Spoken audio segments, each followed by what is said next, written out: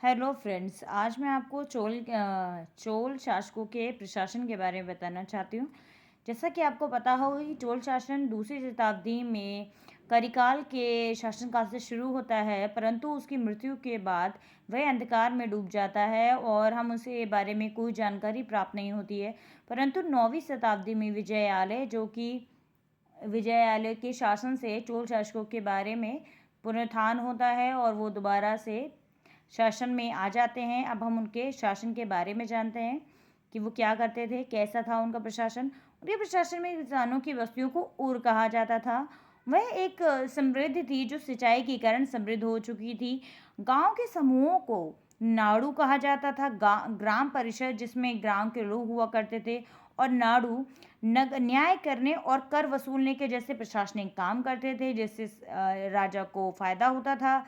वल्लार जाति के जो धनी किसान थे वो केंद्रीय चोल शासकों की देखरेख में नाड़ू का काम करते थे, जो कि टैक्स का काम करना था जिनको। तो अब उनको वही क्या कहते काम करते थे। चोल शासक उन्हें सम्मान के रूप में मूवेंदर, ये 3 राजाओं को अपनी सेवा प्रदान करने वाला किसान या वेला कहा जाता था उन्हें, और अयंगर जैसी उपाधियां दिया करते थे। उनमें उन्हें केंद्र में राज के पद भी देते थे। जैसे मंत्रियों के पद होते हैं वैसे ही उन्हें भी पद दिए जाते थे। हमें देखा है कि ब्राह्मणों को समय समय पर भूमि अनुदान मिला करता था। ये जो भूमि अनुदान था उसे ब्रह्मोदय कहा जाता था।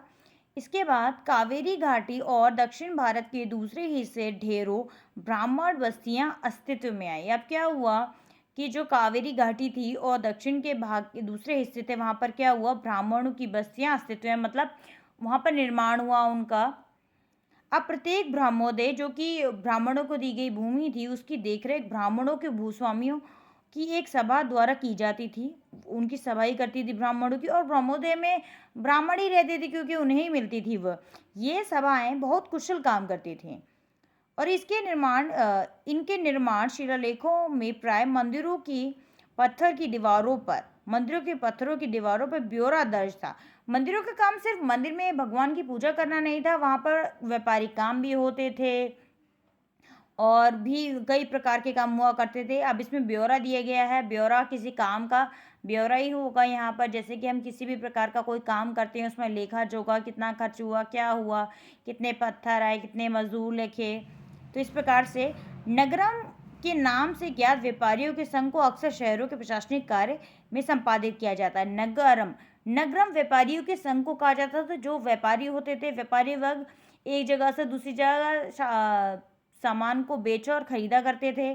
तमिलनाडु के चिंगलपुट जिले के उत्तर मेरू अभिलेख में इस बात का वर्णन है। चोलों ने जो अभिलेख बनवाया उत्तर मेरू, उसमें इन बातों का उल्लेख है। ब्राह्मणों की सभा का संगठन कैसा था, सिंचाइयों का कामकाज, बाग बगीचा। अब उसमें अभिलेख में क्या क्या दिया है मैं बता रही हूँ आपको।